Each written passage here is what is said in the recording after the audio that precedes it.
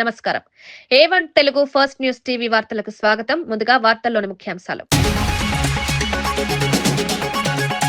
వీణవంక జాతరలో పోలీసులపై కౌశిక్ రెడ్డి వివాదాస్పద వ్యాఖ్యలు. విమర్శల నేపథ్యంలో క్షమాపణలు చెప్పిన ఎమ్మెల్యే కౌశిక్ రెడ్డి ఆవేశంలో నోరు జారారని, ఉద్దేశపూర్వకం కాదని వివరణ. సీఎం ప్రోద్బలంతో తనపై కక్ష సాధిస్తున్నారని ఆరోపణ. కౌశిక్ రెడ్డిపై పలు సెక్షన్ల కింద కేసు నమోదు చేసిన పోలీసులు. కుప్పంలో హాంద్రినీవా జలాలకు సీఎం చంద్రబాబు జలహారతి. రాయలసీమ రైతులకు కీలక ఘట్టంగా మారిన కార్యక్రమం. హాంద్రినీవాతో సాగునీటి కల నెరవేరిందని రైతుల ఆనందం. రాయలసీమను సస్యశ్యామలం చేయడమే లక్ష్యమన్న సీఎం. కృష్ణా గోదావరి జలాలపై ఒక్క చుక్క వదులుకోమన్న ఉత్తమ్. నీటి హక్కుల కోసం అన్ని స్థాయిల్లో పోరాటమన్న మంత్రి. గత పాలనలో ఇరిగేషన్ నిర్లక్ష్యమైందన్న విమర్శ. రైతుల భవిష్యత్తుపై రాజీ లేదన్న ఉత్తమ్ కుమార్ రెడ్డి. లడ్డూ విషయంలో దేవుణ్ణి రాజకీయాల్లోకి లాగారన్న మార్గాని. జంతుకొవ్వు ఆరోపణలు తప్పుడు ప్రచారమేనన్న వైసీపీ. ఎన్డీడీబీ నివేదికతో నిజాలు బయటపడ్డాయన్న మార్గాని. తిరుమల వంటి కేంద్ర రాజకీయాలకు వాడొద్దన్న డిమాండ్. తిరుమల దేవస్థానాన్ని రాజకీయాలకు వాడుకున్నారన్న భానుప్రకాష్ రెడ్డి. 5 ఏళ్ల పాలనలో హిందూ మనోభావాలు దెబ్బతిన్నాయన్న ఆరోపణ. తిరుమల లాంటి క్షేత్రంపై రాజకీయాలు దురదృష్టకరమన్న భాను. హిందూ ధర్మంపై దాడులు జరిగాయని టీటీడీ సభ్యుడి విమర్శ.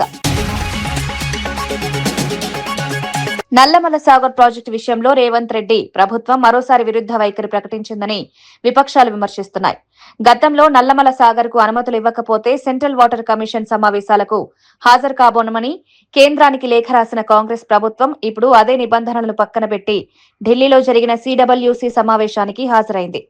ఆదిత్యనాథ్ దాస్ నేతృత్వంలో తెలంగాణ ఇరిగేషన్ అధికారులు సమావేశానికి హాజరయ్యారు.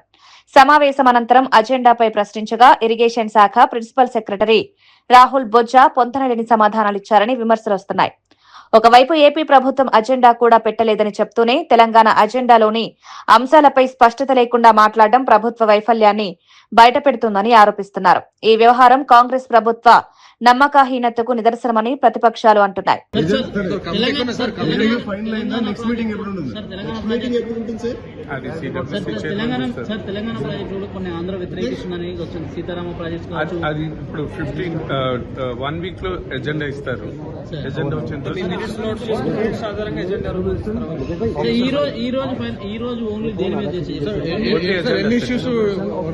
ఎన్ని ఎజెండాలు ఉన్నాయి చెప్పండి.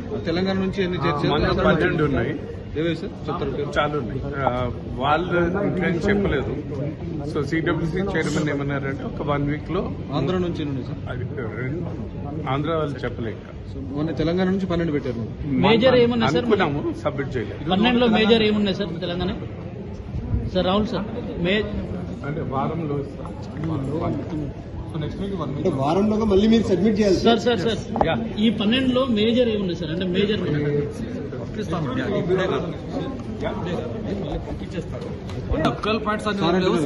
స్పెసిఫిక్ గానే కాదు, అవి తయారు చేసి పంపిస్తారు. వీక్ లో any major issue sir? Any major sir?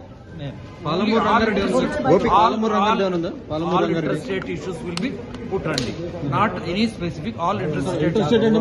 Nallamala Sagar కూడా వస్తుంది కదా, వస్తుందంటే వాళ్ళు పెడితే we are not accepting. Okay, Nallamala Sagar పెడితే వీఆర్ నాట్ యాక్సెప్టింగ్. తిరుపతిలో టీటీడీ బోర్డు సభ్యుడు భానుప్రకాష్ రెడ్డి తీవ్ర వ్యాఖ్యలు చేశారు. 2019 నుంచి 24 వరకు తిరుమల తిరుపతి దేవస్థానాన్ని జగన్ దేవస్థానంగా మార్చారని ఆయన ఆరోపించారు. 5 ఏళ్ల పాలనలో కోట్లాది భక్తుల మనోభావాలు దెబ్బతిన్నాయని విమర్శించారు. హిందూ సాంప్రదాయాలకు విరుద్ధంగా వ్యవహరించారని, దేశవ్యాప్తంగా వందలాది దేవాలయాలపై దాడులు జరిగాయని ఆరోపణలు చేశారు. విగ్రహాల చెవి, ముక్కు, గొంతు భాగాలను ధ్వంసం చేశారని, ఇది హిందూ ధర్మంపై జరిగిన దాడిగా అభివర్ణించారు. ఒక హిందూ వ్యతిరేక ముఖ్యమంత్రి కోట్లాది మంది హిందువుల విశ్వాసాలను అవమానించాడని వ్యాఖ్యానించారు. తిరుమల లాంటి పవిత్ర క్షేత్రాన్ని రాజకీయాలకు వాడుకోవడం అత్యంత దురదృష్టకరమని, భవిష్యత్తులో ఇలాంటి పరిస్థితులు పునరావృతం కాకూడదని అన్నారు. స్వామివారు క్షమించరు. ప్రజల ఆగ్రహంతో పాటు స్వామివారి ఆగ్రహం కారణంగా మీరు 11 స్థానాలకు పరిమితమైపోయారు.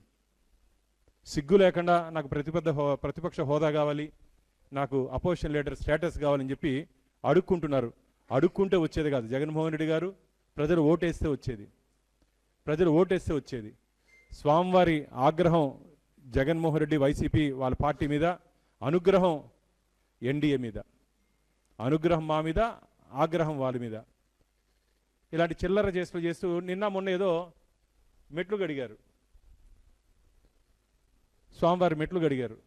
నాకు ఒక భక్తుడు ఫోన్ చేశాడు, బానన్న వీళ్ళు మెట్లు కాదు, ఆంధ్రప్రదేశ్లో రాష్ట్రంలో ఉన్నటువంటి భక్తులందరూ బాత్రూములు కడిగినా వారు చేసినటువంటి పాపాలు పోదు అన్నాడు. ఇది ఏదో భానుప్రకాషో బీజేపీనే మేము మాటలు కాదు, ప్రజల నుంచి వస్తున్నట్టు స్పందన. ప్రజలు చేదరించుకుంటున్నారు, మొఖాన ఉమ్మేస్తున్నారు. తగుదునమ్మా అని చెప్పి 15 రోజులకు ఒకసారి వచ్చేస్తాడు ఇక్కడి నుంచి ఒక నాయకుడు. ఆ పాత చొప్పియండి నల్లరాయిని కొడతా, పాత చొప్పియండి స్వామివారిని కొడతాను, కమిషన్లకి క్యార్ ఆఫ్ అడ్రస్గా నిలిచిన వ్యక్తి ఈరోజు స్వామివారి గురించి మాట్లాడతాడు. ఈరోజు నిన్న మాట్లాడినాడు, మళ్ళీ రేపు మాట్లాడతాడు చూడండి. ఎందుకంటే సాయంత్రం 4 గంటలకి మా చైర్మన్ గారి ప్రెస్ మీట్ ఉంది, మళ్ళీ మాట్లాడతాడు ఈయన. ఏదైనా సరే కరుణాకర్ రెడ్డి గారు ఆధారాలతో మాట్లాడండి. మేమన్నీ ఆధారాలతో మాట్లాడుతున్నాం. క్లీన్ చిట్ ఎక్కడిచ్చిందయ్యా? అసలు నెయ్యే కాదంటుంటే స్వామివారికి నెయ్యి. నేను ఒకటే సూటిగా అడుగుతున్నా కరుణాకర్ రెడ్డి గారిని, ఆ చిన్న దొంగతనం అని చెప్పినటువంటి మహామేధావి మాజీ ముఖ్యమంత్రి గారు ఉన్నారు కదా, చిన్న దొంగతనం అని చెప్పి పరకమైన దొంగతనాన్ని చెప్పినటువంటి జగన్మోహన్ రెడ్డి గారిని ల్యాండ్ టైటిలింగ్ యాక్ట్ అంశంపై వైసీపీ నేతలు ప్రభుత్వంపై తీవ్ర విమర్శలు గుప్పించారు. ఈ చట్టం గురించి ప్రభుత్వానికి అసలు అవగాహన లేదని, ప్రజలను గందరగోళానికి గురిచేస్తున్నారని ఆరోపించారు. రాబోయే రోజుల్లో ప్రతి నియోజకవర్గంలో 10,000 మంది జగన్ సైనికులను తయారు చేస్తామని ప్రకటించారు.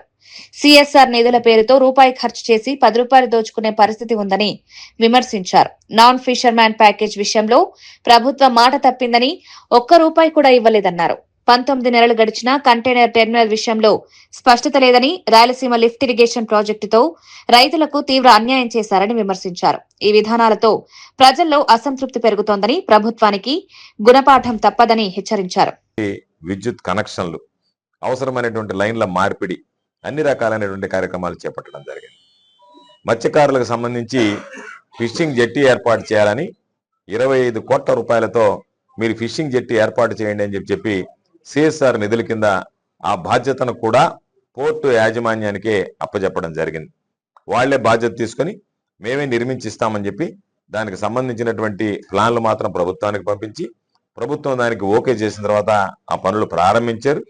మరి పోర్టు యాజమాన్యం ఎందుకు అర్ధాంతరంగా ఆపివేసిందో, ఎవరు వాటిని అర్ధాంతరంగా ఆపివేశారో తెలియనటువంటి పరిస్థితి. అదేవిధంగా ఈరోజు ఒక వ్యత్యాసం, సిఎస్ఆర్ నిధులు అనేటువంటివి మా ప్రభుత్వంలో చాలా కంపెనీలు సిఎస్ఆర్ నిధులు ఇచ్చాయి. కానీ సిఎస్ఆర్ నిధులు అనేటువంటివి జిల్లా కలెక్టర్ ద్వారా లేదా ప్రభుత్వం ద్వారా మాత్రమే వాటిని వినియోగించేటువంటి అవకాశం ఉండే తప్ప సిఎస్ఆర్ నిధులు ఎక్కడా నేరుగా వాడేటువంటి వెసులుబాటు ఉండదు.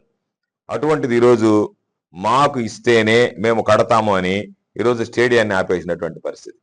మా హయాంలో ఆ విధంగా జరగలే. ఫిషింగ్ జెట్టీకి సంబంధించి ఆ బాధ్యత వాళ్ళకి అప్పచెప్పాం. ఫిషర్మెన్కి ఏ విధంగా అవసరం అవుతుందో ఆ విధంగా కట్టివ్వాల్సినటువంటి బాధ్యత మీదని రమారమే ఒక 25 కోట్ల రూపాయల అంచనాలు వేస్తే, ఆ అంచనాలని మ్యారిటైమ్ బోర్డు చూసి సరిపోతుంది, దానికి సంబంధించినటువంటి సవరణలు ఏదన్నా ఉంటే చేసి దాని ప్రకారం మీరు కట్టండి అని చెప్పాం. దానికి సంబంధించినటువంటి ప్రతి ఒక్కటి కూడా భవిష్యత్తులో మ్యారిటైమ్ బోర్డే చెక్ చేస్తామని కూడా చెప్పడం జరిగింది. అంటే సమ్మక్క సారలమ్మ జాతర సందర్భంగా జరిగిన సంఘటనల నేపథ్యంలో బీఆర్ఎస్ ఎమ్మెల్యే పాడి కౌశిక్ రెడ్డి పోలీసులకు క్షమాపణ చెప్పారు. గతంలో జాతర సమయంలో పోలీసులతో జరిగిన వాగ్వాదం రాజకీయంగా తీవ్ర చర్చకు దారితీసింది. ఈ నేపథ్యంలో పరిస్థితి ఉద్రిక్తతకు దారితీయకుండా శాంతియుతంగా వ్యవహరించాల్సిన అవసరం ఉందని ఎమ్మెల్యే పేర్కొన్నారు. జాతర వంటి మహత్తర కార్యక్రమాల్లో భక్తుల భద్రతే ప్రధాన లక్ష్యమని, అందుకు పోలీసులు చేస్తున్న సేవలను గౌరవించాలన్నారు. జరిగిన పరిణామాలపై విచారం వ్యక్తం చేస్తూ భవిష్యత్తులో ఇలాంటి ఘటనలు జరగకుండా చూసుకుంటామని స్పష్టం చేశారు. ఈ క్షమాపణతో రాజకీయ ఉద్రిక్తతకు కొంతవరకు తగ్గినట్లు పరిశీలకులు భావిస్తున్నారు. తెలంగాణ ప్రజలకి, హుజరాబాద్ నియోజకవర్గ ప్రజలకి మరియు మైనార్టీ సోదరులకి అందరికీ పేరు పేరున నా నమస్కారాలు తెలియజేస్తా ఉన్నాను. సమ్మక్క జాతర అని మా సొంత గ్రామం వీణవంకలో జరుగుతుంది. ఆ జాతరలో మొక్కులు చెల్లించుకోవడానికి నేను, నా సతీమణి, నా బిడ్డ మరియు మా దళిత మహిళా సర్పంచ్ గారు మొక్కులు చెల్లించుకోవడానికి పోవడం జరిగింది. ఆడ మేము మొక్కులు చెల్లించుకున్న సందర్భంలో రేవంత్ రెడ్డి గారి ఆదేశాలతోని ఈడ ఉన్న మా జిల్లాలో ఉన్న సిపి గారు మరియు హుజరాబాద్ లో ఉన్న ఏసీపీ గారు, జమ్మికుంట రూరల్ సిఏ గారు ఏ విధంగా మమ్మల్ని అవమానపరిచిండ్రో, ఏ విధంగా గద్దెల మీద నుంచి ఈడ్చుకపోయారో మీ అందరూ కూడా చూసారు. ఆ ఫ్రస్ట్రేషన్ లో నేను సిపి గారిని ఒక మాట అనడం జరిగింది. కానీ నేను ఏ కులాన్నో ఏ మతాన్నో కించపరచడానికో నేను అట్లాంటి స్టేట్మెంట్ చేయలేదు. నా ఉద్దేశం అది కాదని కూడా మీ అందరికి కూడా తెలియజేస్తా ఉన్నాను. ఇలా ఒక్కసారి ఆలోచన చేయండి. ఆ ఫ్రస్ట్రేషన్ లో, ఆ ప్రెషర్ లో, ఆ టార్చర్ లో నేను ఒక మాట స్లిప్ అయితే కావచ్చు, కానీ నేను వాళ్ళందరికీ కూడా దానివల్ల ఎవరికన్నా వాళ్ళ మనోభావాలు దెబ్బతింటే వాళ్ళని నేను పర్సనల్ గా అపాలజైజ్ చేస్తూ సెలవు తీసుకుంటా ఉన్నాను. జై తెలంగాణ, జై కేసీఆర్. బెంగళూరులో జరిగిన పెంపుడు కుక్క దాడి ఘటన కలకలం రేపింది. యజమాని నిర్లక్ష్యం కారణంగా ఓ మహిళపై కుక్క దాడి చేసి తీవ్రంగా గాయపరిచింది. ఈ దాడిలో మహిళ ముఖం, మెడ ప్రాంతాల్లో తీవ్ర గాయాలై 50కి పైగా కుట్లు వేయాల్సొచ్చింది. ఆమెను కాపాడేందుకు ప్రయత్నించిన మరో ఇద్దరిని కూడా కుక్క కరిచింది. ఘటనపై స్పందించిన పోలీసులు కుక్క యజమానిపై కేసు నమోదు చేశారు. వీధి కుక్కలతో పాటు పెంపుడు కుక్కల విషయంలో కూడా ప్రజలు అప్రమత్తంగా ఉండాలని నిపుణులు సూచిస్తున్నారు. కుక్కలను పెంచేవారు భద్రతా నిబంధనలు పాటించాలని, ఇతరులకు ప్రమాదం కలగకుండా జాగ్రత్తలు తీసుకోవాలని సూచించారు.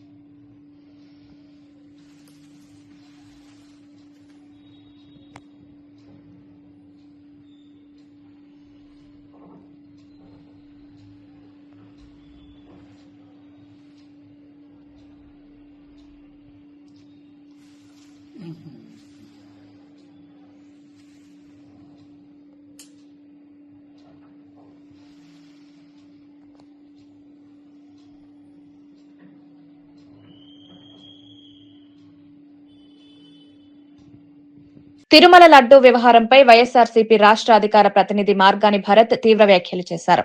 సీఎం చంద్రబాబు, లోకేష్, పవన్ కళ్యాణ్ కలిసి కలియుగ దైవమైన వెంకటేశ్వర స్వామిని రాజకీయాల్లోకి లాగారని ఆరోపించారు. పవిత్రమైన లడ్డూ ప్రసాదంలో జంతువుల కొవ్వు ఉందని తప్పుడు ఆరోపణలు చేసి కోట్లాది భక్తుల మనోభావాలను దెబ్బతీశారని మండిపడ్డారు. ఈ ఆరోపణల వెనుక పూర్తిగా రాజకీయ దురుద్దేశమే ఉందన్నారు. విచారణలో ఎన్డీడీబీ నివేదికలో జంతువుల కొవ్వు లేదని స్పష్టం తేలిందని గుర్తు చేశారు. అయినప్పటికీ చంద్రబాబు ఏ ఆధారాలతో ఇటువంటి ఆరోపణలు చేశారో ప్రజలకు సమాధానం చెప్పాలని డిమాండ్ చేశారు. తిరుమల వంటి పవిత్రమైన ధార్మిక కేంద్రాన్ని రాజకీయ లబ్ధి కోసం వాడుకోవడం దుర్మార్గమని వ్యాఖ్యానించారు. దేవాలయాలను రాజకీయాలకు దూరంగా ఉంచాలని, భక్తుల విశ్వాసాన్ని కాపాడాల్సిన బాధ్యత ప్రభుత్వంపై ఉందన్నారు. దాంట్లో చాలా స్పష్టంగా ఈరోజు ఆధారాలు బయట పెట్టాం. పంది మాంసం ఉందని, అదే విధంగా బీఫ్ ఫ్యాట్ ఉందని, ఫిష్ ఆయిల్ చేప ఉందని చాలా స్పష్టంగా రిపోర్ట్ లో వచ్చింది. చంద్రబాబు నాయుడు గారు ఎవరు ఆధారాలతో చెప్తారు. అందుకే నేను చెప్పాను, ఈ రోజు ఆధారాలు మేము బయట పెట్టాం. ఈయన ఏం చెప్తున్నాడు? పంది ఫ్యాట్ ఉంది, చేప నూనె ఉంది, బీఫ్ ఫ్యాట్ ఉంది అని చెప్పేసి ఈయన చెప్తా ఉన్నాడు. ఎన్డీటీబీ రిపోర్ట్స్ ఏం చెప్తున్నాయి? సెట్ ఇచ్చిన రిపోర్ట్స్ ఏంటి? సిబిఐ ఇచ్చిన రిపోర్ట్స్ ఏంటండి? ఏ రకమైన జంతువులకు కలవలేదు అని చెప్పి క్లియర్గా ఇచ్చారు. అసలు ఏంటిది? ఏంటి దుర్మార్గం ఏంటి? అసలు వీళ్ళకి ఎవరు రైట్ ఇచ్చారండి ఈ రకమైన మాటలు మాట్లాడేదానికి? అసలు హిందూ సమాజం ఏం చేస్తా ఉంది? అసలు విశ్వ హిందూ పరిషత్ ఏం చేస్తా ఉంది? ఆర్ఎస్ఎస్ ఏం చేస్తా ఉన్నారు? బజరంగ్ దళ్ ఏం చేస్తా ఉన్నారు? ఈ చంద్రబాబు నాయుడు గారిని, వీళ్ళు కొడుకుని, అదే విధంగా ఈయన సనాతని హిందూ అని చెప్పిన పవన్ కళ్యాణ్ గారిని ఏం చేయాలండి అని అడుగుతా ఉన్నా. వీళ్ళని ఏం చేయాలని అడుగుతా ఉన్నా. వీళ్ళు ఎవరు ఇలా మాట్లాడడానికి? అసలు ఎవరు ఇచ్చారు ఈ హక్కు? ఈ రకంగా మాట్లాడితే ఇంకొకడు ఎవడైనా, ఇంకో మానవుడు ఎవరైనా ఈ రకంగా మాట్లాడితే కొట్టి చంపేస్తారు. ఇంకొకడు ఎవడైనా బయట ఇలా మాట్లాడితే పబ్లిక్ స్టేట్మెంట్లు ఇస్తే అసలు మామూలుగా వ్యవహారం చేయరు. వాస్తవం. ఊరుకుంటారండి? మన తిరుపతి వెంకటేశ్వర స్వామిని గురించి కానీ, తిరుపతి లడ్డూ గురించి కానీ, అందులో పంది కొవ్వు వాడారు, చేప నూనె వాడారు లడ్డూల తయారీలో అని నిరాధారంగా ఆయన తీసుకొచ్చి పబ్లిక్ స్టేట్మెంట్లు ఇచ్చి వాళ్ళకున్న ఎల్లో మీడియా సంస్థలు చర్చలు పెట్టి ఇష్టం వచ్చినట్టు హిందూ దేవుళ్ళని అపవిత్రం చేసే విధంగా వ్యవహరిస్తే ఇలాంటి వ్యక్తుల్ని మామూలుగా ఎవరైనా, కామన్ ప్రజలు ఎవరైనా మాట్లాడితే ఊరుకుంటారండి? మరి చంద్రబాబు నాయుడు గారు, వాళ్ళ కొడుకు పవన్ కళ్యాణ్ గారు వీళ్ళు ఎవరైనా పైనుంచి ఏమైనా దిగొచ్చారా? వీళ్ళు ఏమన్నా ఎక్సెప్షనలా? వీళ్ళు సూటిగా అడుగుతా ఉన్నా, ఎక్కడి నుంచి పుట్టుకొచ్చారు వీళ్ళు? వీళ్ళెవరు మాట్లాడడానికి? ఎందుకు హిందూ సమాజం మాట్లాడట్లేదు? సంగారెడ్డి జిల్లా జహీరాబాద్ లో వరుస గొలుసు చోరీలకు పాల్పడుతున్న 2 నిందితులను పోలీసులు అరెస్ట్ చేశారు. పటాన్చేరుకు చెందిన అయాజ్, మహ్మద్ నిజాం అనే వ్యక్తులు ఈ నెల 22న ఆదర్శ నగర్ లో ఓ మహిళ మెడలోని పుస్తల తాడును లాక్కెళ్లిన ఘటనతో కేసు నమోదైంది. బాధితురాలి ఫిర్యాదు మేరకు పోలీసులు ప్రత్యేక దర్యాప్తు చేపట్టారు. జహీరాబాద్, బీదర్, కంకోల్, సదాశివపేట ప్రాంతాల్లోని సీసీటీవీ ఫుటేజ్లను విశ్లేషించిన నిందితులను గుర్తించారు. వారి నుంచి 2.5 తులాల బంగారం, ద్విచక్ర వాహనం స్వాధీనం చేసుకున్నారు. అనంతరం నిందితులను రిమాండ్కు తరలించినట్లు డీఎస్పీ వెల్లడించారు. ఈ అరెస్టుతో స్థానికంగా భద్రతా భావన పెరిగిందని పోలీసులు తెలిపారు. చూసి తర్వాత అతను ట్రేస్ చేయడం జరిగింది. అయాజ్ అండ్ నియామ్. అయాజ్ 24 సంవత్సరాలు, నిజాం 31 years, పటాన్చేరు వాస్తువు. అయాజ్ ప్రీవియస్ చిన్నపిల్లల కేసు విషయంలో కూడా కోర్టుకుపోవడం జరిగింది. తర్వాత వచ్చిన తర్వాత కూడా అతని ఫ్యామిలీ పరిస్థితి బాగలేక ఇది నేరం చేయాలనే ఉద్దేశంతో జైరాబాద్ టౌన్ ఏరియాలో వచ్చి ఈ ఆదర్శ కాలనీలో రాబరీ చేయడం జరిగింది. ఈ కేసులో వాళ్ళు ఇంట్రాగేట్ చేస్తే 2.5 gold కన్ఫెక్ట్ చేయడం జరిగింది. ప్రజలందరికీ రిక్వెస్ట్ చేస్తున్నాము, ప్రతి ఒక్కరి ఇంటి దగ్గర సీసీ కెమెరా పెట్టుకోవాలని కోరుతున్నాము. ఏపీ క్రీడా అభివృద్ది దిశగా కేంద్ర సహకారం కోరుతూ మంత్రి మండిమల్లి రాంప్రసాద్ రెడ్డి కేంద్ర మంత్రి నితిన్ గడ్కరీని కలిశారు. ఏపీని క్రీడాంధ్రప్రదేశ్ గా తీర్చిదిద్దే లక్ష్యంతో ప్రభుత్వం అడుగులు వేస్తోందని తెలిపారు. రాష్ట్రంలో క్రీడా మౌలిక సదుపాయాల అభివృద్దికి 600 కోట్ల ప్రతిపాదనలు పంపామని వివరించారు. మహిళా క్రీడాకారులకు అస్మితా పథకం అమలు చేయాలని కోరినట్లు చెప్పారు. సండే ఆన్ సైకిల్ కార్యక్రమాన్ని మార్చి నుంచి జిల్లాల వ్యాప్తంగా ప్రారంభించనున్నట్లు వెల్లడించారు. ఖేలో ఇండియా పథకం కింద ఇప్పటికే ఏపీకి 67 కోట్లు మంజూరయ్యాయని తెలిపారు. క్రీడా కోచ్ల నియామకాల్లో రాష్ట్ర వాటా పెంచాలని కూడా విజ్ఞప్తి చేసినట్లు తెలిపారు. గడ్కరీ ఈ ప్రతిపాదనలకు సానుకూలంగా స్పందించారని మంత్రి పేర్కొన్నారు.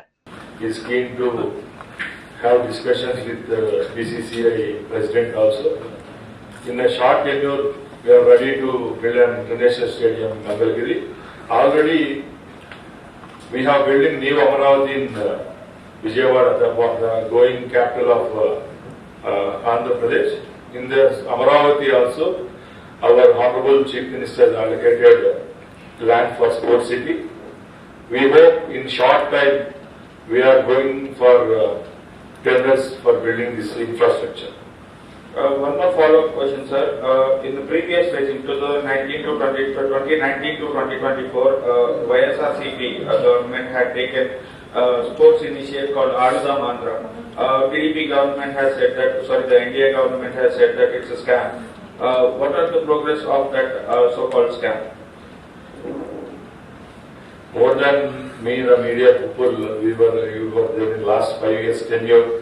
You might have known that within a span of 40 days, the ex-Chief Minister, Mr. Jagan Mohan Reddy's government has spent more than 120 crores in Adudam Andhra.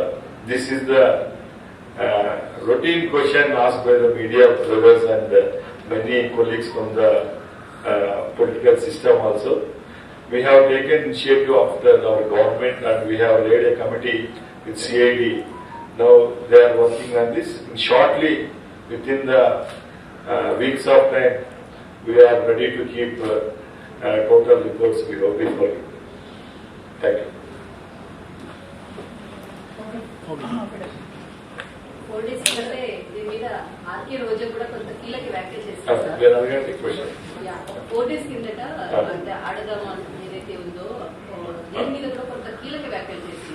ఇప్పటి వరకు కూడా ఎంతో ప్రభుత్వం మా మీద విమర్శలు చేసింది కానీ ఎట్లాంటి యాక్షన్ తీసుకోలేదు అన్నటువంటిది. నేను ఒకటే చెప్తున్నానండి, మున్సిపాలిటీల్లో వ్యర్థాల నిర్వహణ, తాగునీరు, వీధి దీపాలపై ప్రత్యేక దృష్టి సారించాలని మంత్రి నారాయణ అధికారులను ఆదేశించారు. పట్టణ ప్రజలు ఎదుర్కొంటున్న ప్రధాన సమస్యలకు శాశ్వత పరిష్కారం చూపాలని సూచించారు. చెత్త సేకరణ, శుద్ది ప్రక్రియలను సమర్థవంతంగా అమలు చేయాలని, స్వచ్ఛతపై రాజీ పడొద్దని అధికారులకు స్పష్టం చేశారు. తాగునీటి సరఫరాలో అంతరాయం లేకుండా చర్యలు తీసుకోవాలని, లీకేజీలు వెంటనే సరిచేయాలని ఆదేశించారు. వీధి దీపాల నిర్వహణలో నిర్లక్ష్యం ఉండకూడదని, రాత్రివేళ ప్రజలకు భద్రత కల్పించేలా చర్యలు తీసుకోవాలని తెలిపారు. ప్రజల నుంచి వచ్చే ఫిర్యాదులను సకాలంలో పరిష్కరించాలని, పనితీరులో అలసత్వం ఉంటే చర్యలు తప్పవని హెచ్చరించారు. మున్సిపల్ పరిపాలన ప్రజలకు మరింత దగ్గర కావాలని మంత్రి నారాయణ సూచించారు. ఈ అమృత స్కీము, ఏఏబి, యుఐడిఎఫ్ ఆల్రెడీ కొన్ని టెండర్ అయిపోయినాయి, కొన్ని ఫైనల్ స్టేజ్లో ఉన్నాయి. ఇవాళ రేపు ఓపెన్ చేస్తారు. అవి సెకండ్ వీక్లో గవర్నర్ ముఖ్యమంత్రి గారు ఒక కాన్స్టిట్యున్సీలో శంకుస్థాపన చేస్తే అన్ని దగ్గర చేస్తాం. దాంతో 95% డ్రింకింగ్ ప్రాబ్లం సాల్వ్ అవుతుంది. ఈ స్టామ్ వాటర్స్ కూడా ఒక 5,000 కోట్లతో వీఆర్ ప్లానింగ్. ఆల్రెడీ అన్ని మున్సిపాలిటీస్లో కచ్చా డ్రైన్స్ అన్ని కంప్లీట్ చేయాలంటే 29,000 కోట్లు కావాలి. అందులో ఫేజ్ 1, ఫేజ్ 2, ఫేజ్ 3 పెట్టారు. మనకు డెన్సిటీ ఉండే ఏరియాలో 100% డ్రైన్స్ ఉండేటట్టుగా రాబోయే 2 yearsలో అది కూడా జరుగుతుంది. తర్వాత ఎస్టీపీల మీద కూడా స్పెషల్ ఫోకస్ పెట్టాం. రోడ్లు, స్ట్రీట్ లైట్స్ మీ జనరల్ ఫండ్స్ లో మీరు ప్లాన్ చేసుకోవాలి. కడప జిల్లా ఎర్రముక్కపల్లిలో 2 ఇళ్లను కూల్చివేసిన ఘటనపై రాజకీయ దుమారం చెలరేగిన నేపథ్యంలో ఎమ్మెల్యే మాధవిరెడ్డి, పోలిట్ బ్యూరో సభ్యుడు శ్రీనివాస్ రెడ్డి స్పష్టమైన ప్రకటన చేశారు. ఈ ఘటనకు తమ కుటుంబానికి ఎలాంటి సంబంధం లేదని వారు ఖండించారు. అక్రమ నిర్మాణాల తొలగింపు విషయంలో ప్రభుత్వ నిబంధనల ప్రకారమే అధికారులు చర్యలు తీసుకున్నారని, ఇందులో రాజకీయ ప్రేరణలు లేవని తెలిపారు. ప్రజలను తప్పుదోవ పట్టించే ప్రయత్నాలను నమ్మవద్దని కోరారు. స్థానిక సమస్యలను రాజకీయ లబ్ధికి వాడుకోవడం సరికాదని, చట్టబద్దమైన ప్రక్రియలకు సహకరించాలని సూచించారు. ఈ ఘటనపై పూర్తి నిజాలు త్వరలోనే బయటకొస్తాయని స్పష్టం చేశారు. ఎక్స్ప్లెయిన్ చేసి ఇక్కడ అలాంటివి జరగవు అని చెప్పి పంపిస్తా ఉన్నాం. ఈరోజు ఎవరో 2 వ్యక్తుల మధ్య వాళ్ళ ఇద్దరి మధ్యన జరిగిన డిస్ప్యూట్ మాకు అంటించాలంటే దాన్ని చూస్తూ ఊరుకుండే పరిస్థితి మాత్రం లేదని తెలియజేసుకుంటున్నాను. ప్రతి సంఘటనను కూడా ఎమ్మెల్యే మీద కానీ, మా కుటుంబం మీద కానీ, మా మీద కానీ ఆపాదించే ప్రయత్నం చేస్తూ ఉన్నాయి. ఏ రోజు కూడా ఇటువంటి సంఘటనలో తలదూర్చడం గాని, ఎవరిని కూడా దీంట్లో ప్రోత్సహించడం గాని, మా సపోర్టర్లను ఎంకరేజ్ చేయడం గాని, ఈ దౌర్జన్యకర పరిస్థితులను ప్రోత్సహించడం గాని ఎప్పుడు మేము చేయలే, ఎప్పుడు చెయ్యము, ఎప్పుడు చెయ్యబోము. ఇరు వర్గాల మధ్య ఉన్న వివాదం దాన్ని తీసుకొచ్చి ఆ దుమ్మును మా నెత్తనేస్తే మేము దాన్ని ఫేస్ చేసేదానికి సిద్ధంగా లేము. ప్రజా సంఘాల ముసుగులో బ్లాక్ మెయిలింగ్ కూడా పాల్పడుతున్నారు. ఇటువంటి అనవసరంగా తెలిసి తెలియకుండా మా మీద మాట్లాడితే మాత్రం చట్టపరంగా ఏ చర్యలు ఉంటే ఆ చర్యలు తీసుకుంటాం. కుప్పంలో హాంద్రీనీవా ప్రాజెక్టు ద్వారా వచ్చిన జలాలకు ముఖ్యమంత్రి చంద్రబాబు నాయుడు జలహారతి ఇచ్చారు. ఇది రాయలసీమ రైతులకు కీలకమైన ఘట్టంగా నిలిచింది. ఎన్నాళ్లుగానో ఎదురుచూస్తున్న సాగునీటి కల నెరవేరిందని రైతులు ఆనందం వ్యక్తం చేశారు. హాంద్రీనీవా ద్వారా కుప్పం, పలమనేరు, మదనపల్లి ప్రాంతాలకు సాగునీరు అందనుందని అధికారులు తెలిపారు. ఈ సందర్భంగా సీఎం మాట్లాడుతూ రాయలసీమను సస్యశ్యామలం చేయడమే ప్రభుత్వ లక్ష్యమన్నారు. నీటి ప్రాజెక్టుల పూర్తి కోసం ఎలాంటి ఆటంకాలు వచ్చినా ఎదుర్కొంటామని స్పష్టం చేశారు. ఈ కార్యక్రమంలో మంత్రులు, ప్రజాప్రతినిధులు, పెద్ద సంఖ్యలో రైతులు పాల్గొన్నారు.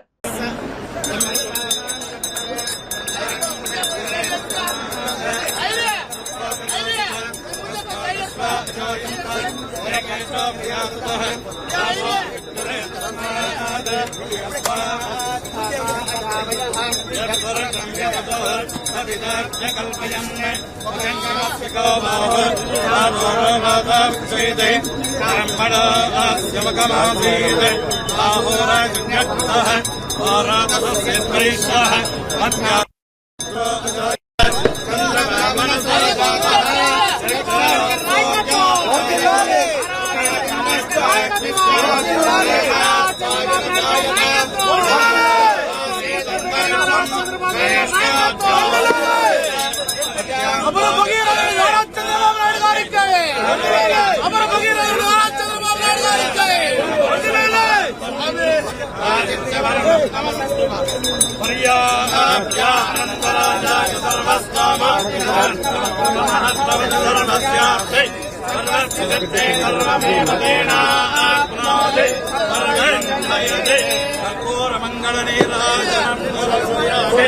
జై గంగా భవానీకి, గంగా భవానీకి.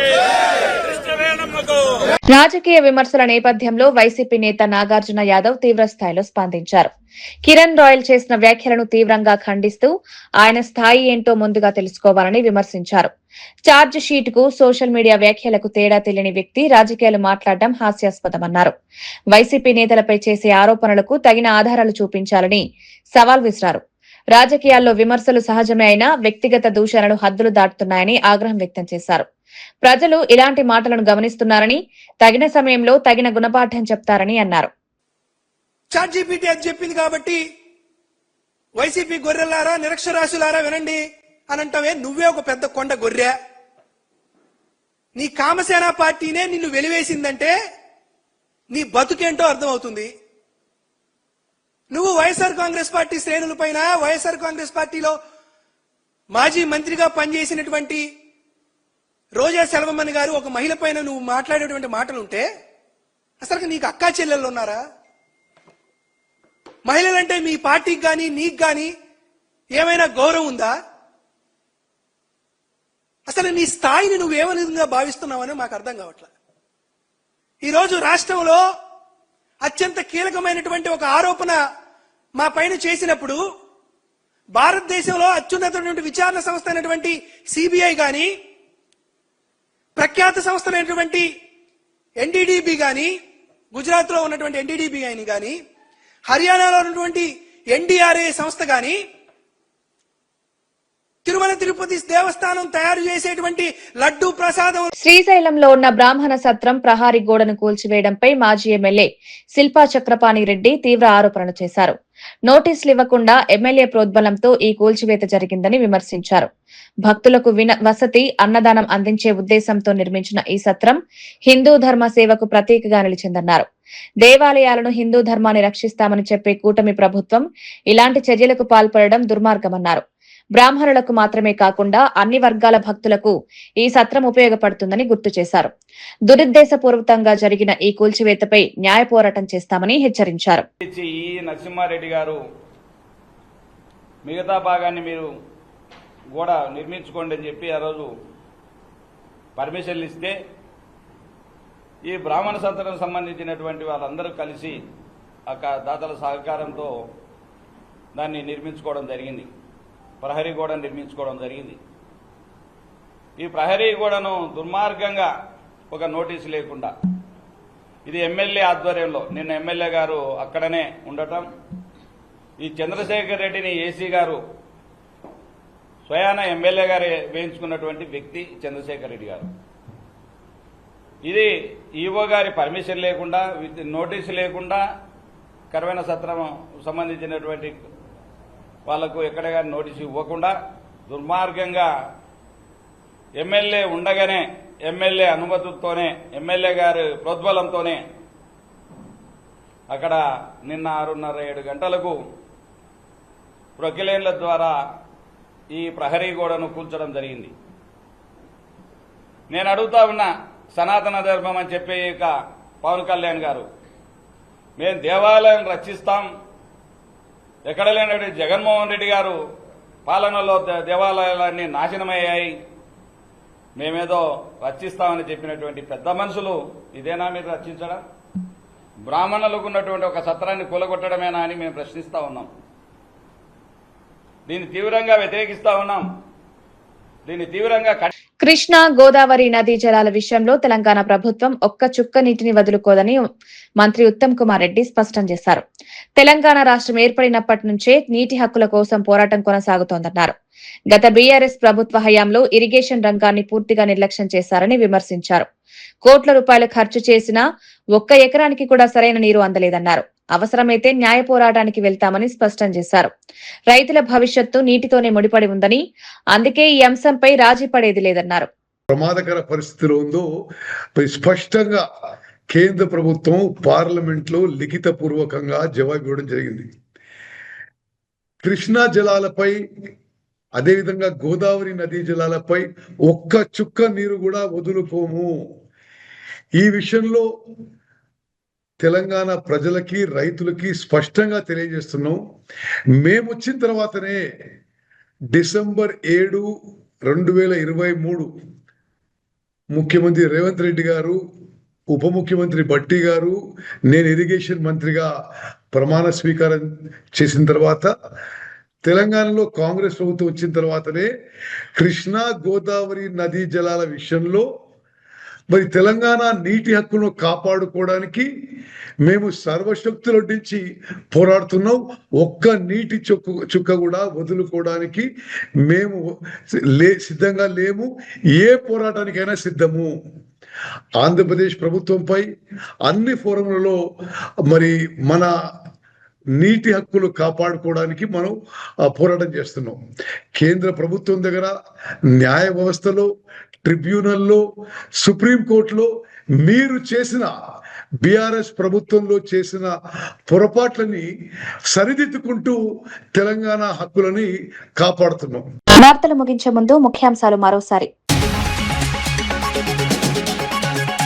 వీణవంక జాతరలో పోలీసులపై కౌశిక్ రెడ్డి వివాదాస్పద వ్యాఖ్యలు. విమర్శల నేపథ్యంలో క్షమాపణలు చెప్పిన ఎమ్మెల్యే కౌశిక్ రెడ్డి ఆవేశంలో నోరు జారారని, ఉద్దేశపూర్వకం కాదని వివరణ. సీఎం ప్రోద్బలంతో తనపై కక్ష సాధిస్తున్నారని ఆరోపణ. కౌశిక్ రెడ్డిపై పలు సెక్షన్ల కింద కేసు నమోదు చేసిన పోలీసులు. కుప్పంలో హాంద్రినీవా జలాలకు సీఎం చంద్రబాబు జలహారతి. రాయలసీమ రైతులకు కీలక ఘట్టంగా మారిన కార్యక్రమం. హాంద్రినీవాతో సాగునీటి కల నెరవేరిందని రైతుల ఆనందం. రాయలసీమను సస్యశ్యామలం చేయడమే లక్ష్యమన్న సీఎం. కృష్ణా గోదావరి జలాలపై ఒక్క చుక్క వదులుకోమన్న ఉత్తమ్. నీటి హక్కుల కోసం అన్ని స్థాయిల్లో పోరాటమన్న మంత్రి. గత పాలనలో ఇరిగేషన్ నిర్లక్ష్యమైందన్న విమర్శ. రైతుల భవిష్యత్తుపై రాజీ లేదన్న ఉత్తమ్ కుమార్ రెడ్డి.